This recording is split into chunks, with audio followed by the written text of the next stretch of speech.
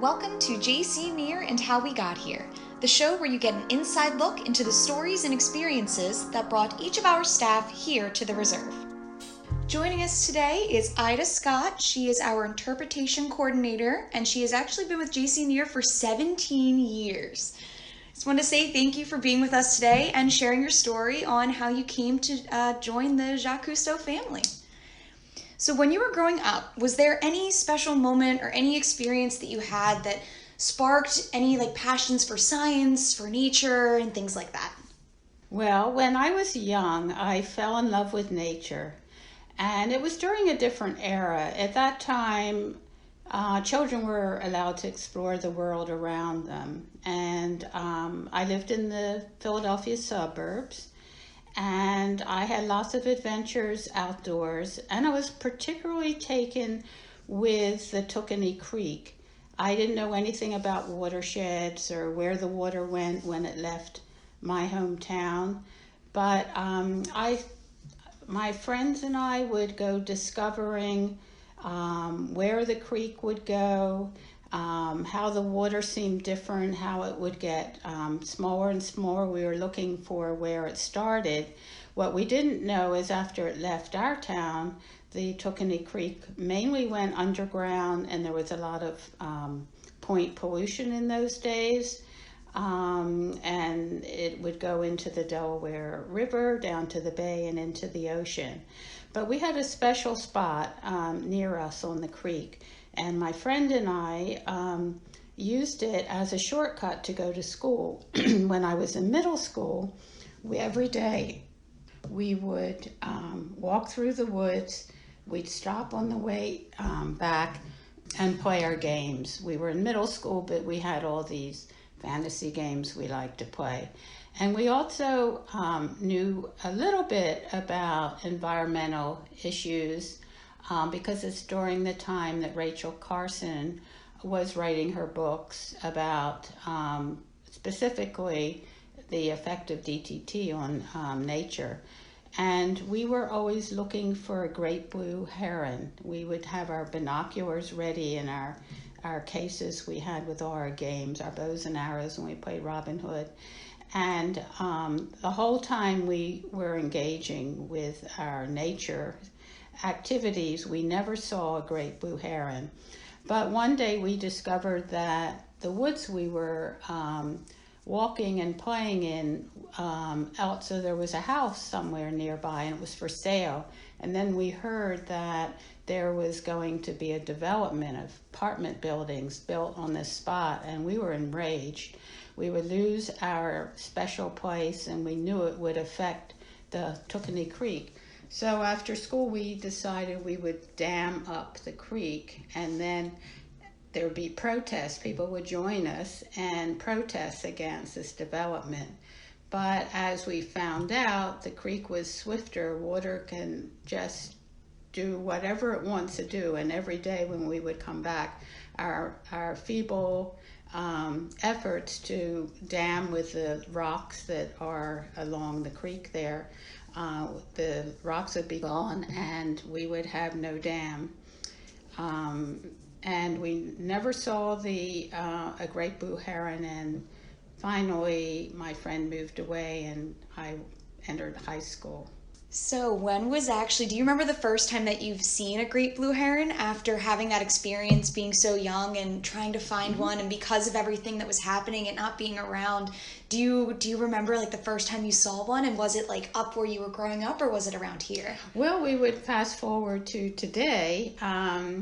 After I retired from careers in entertainment and the travel industry, my husband and I decided to move to the shore, and we ended up in the area of the Jacques Cousteau Reserve, and I was able to see great blue herons every day, just about. And moving to the shore was very different from the area where I grew up and where my husband and I raised our family. And I had never lived on a coastal marsh.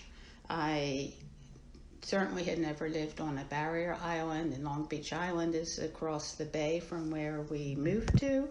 And so I immersed myself into learning about estuaries. I even took a job as dock master in a large marina on High Bar Harbor on Long Beach Island, so I could learn more about the coastal estuary. And it was very fulfilling, because at nighttime there'd be all kinds of seals that would come in, and lots of birds, including the great Blue Heron. And I would learn from people who had boats docked at the marina why they were catching certain bait fish. And I thought, well, okay, this is useful, but I can also teach my grandson all about the marsh and what lives on the beach. And I wanted to volunteer at the NERR, the Jacques Cousteau Reserve, because I heard they were doing a project of planting eelgrass on the bay's edge.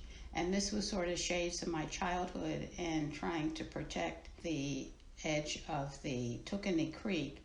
But at this time I applied, the volunteer coordinator told me that they needed to find someone to take charge of their new exhibit at the Tuckerton Seaport Museum.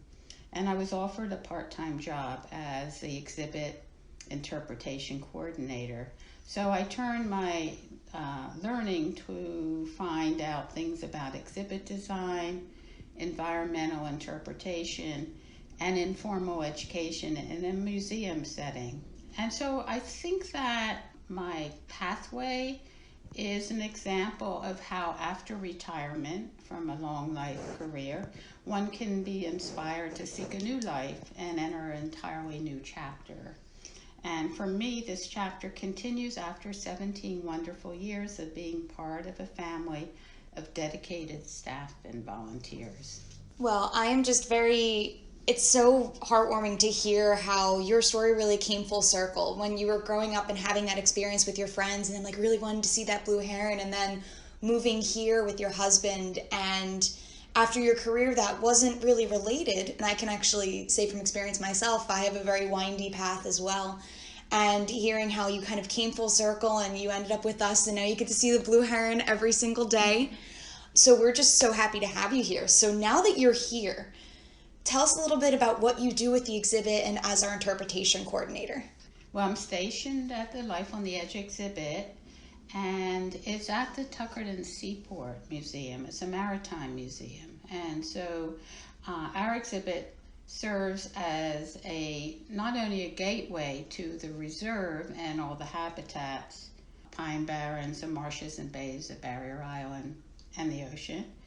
It's also a direct entry into the Seaport Museum. And we have thousands of people that come every day, 362 days a year. They include local residents, tourists from all over. We also have a lot of schools and camp field trips. And sharing in the fun are dedicated volunteers who come on a regular basis during busy festival weekends, or to assist me in field trips. So this is a part-time position, but I spend a lot of my, especially spring, summer, and fall hours at the seaport. And the exhibit's really designed to spark ideas for visitors of all ages. We have a theater where you can watch our captivating introductory video, and then you can go out into the exhibit, engage in the hands-on activities. Exhibit showcases the reserve habitats, how you can reach them for recreational access. We have sea level predictions, sea level rise. There's lots of playful, interactive experiences. And we have a new channel marker replica exhibit where there's a video of reserve staff while they're monitoring water, weather, and nutrients and different changes on the marsh. And so I, along with the exhibit volunteers, really enjoy introducing the habitats to visitors and how they really are special places, constantly changing in response to human and some natural processes. We also have an opportunity for visitors to take a step toward responsible actions that support environmental and sustainable practices when they enter our iPledge booth. And there you can digitally document your personal choices on how to decrease your carbon footprint in both small and large ways. When you leave the exhibit, you're inspired by a quote from the Cousteau Calypsologue: "The kind of world our children will inherit really depends on that we take care of it today." And I've actually just recently kind of started to get myself immersed in the exhibit. And besides being absolutely beautiful when you walk in, I love how it has not only activities for all ages, but gives children an opportunity to, like, say when they go to the beach, they can see it a different way. They don't see it just as a place that they'll go and play around with the water, but as an actual home for that they're sharing with the other animals and the plants that are there. So it kind of shifts thinking a little bit, and the fact that the exhibit can do it at such a young age is, I mean, like it said, the children will inherit it depends on how we take care of it today. So kind of making that change early on in a child's life is so important, and I love that you have done so much work to make sure that our exhibit does that. So with all of that work that you do, what's the reward that you get from your work, and like what are your goals? What do you want to get out of or accomplish with this position? Okay, well, I would say my biggest reward from my work at the reserve is being part of the solution to our present climate issues, our crisis. And so to this end, I continue to find new ways of exhibit messaging, and I like introducing new technology like virtual and augmented reality. And so all these efforts highlight what I like to think is an interconnected loop between the Cousteau Coastal Center, the Life on the Edge Interpretive Trail, and our visitor center at the Tuckerton Seaport. Well, I know I actually didn't. I'd been to the seaport a couple of times myself, and I actually didn't realize that the exhibit was there. But it is such a wonderful extension of our education here. And I very much hope that you and I can work together to put the word out there so people can actually take advantage of that wonderful resource. So we just want to thank you so much for joining us today. Like I said before, we are so very grateful to have you with us. And anybody listening, if you want to visit the Life on the Edge exhibit, which is free to explore and tour, it is open daily, like I had said, 362 days a year. And if you have any questions, anything at all, you can feel free to call Ida here. Her number is 609-812-0649, extension 205. So it's any questions you might have. Like we were talking, it is such a wonderful experience for all ages. So please, I encourage everyone to come and see the seaport. And then while you're there, come stop over at the Ed Center and take a walk down our marsh. So thank you so much, everybody, for being with us today. And we'll see you next time.